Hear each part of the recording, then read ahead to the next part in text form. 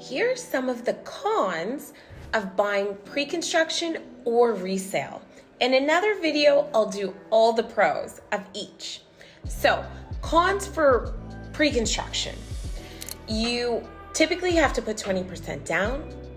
Your money is tied up for a long duration of time. There could be significant delays, and you don't get to actually see the unit before it becomes yours.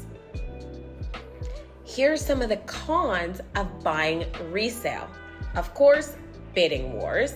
Secondly, you could be purchasing someone's biased opinion of their house and their sweat equity.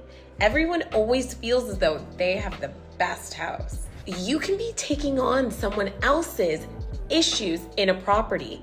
You don't know about what's behind every wall. And lastly, if it's older than 7 years, you may not have a warranty.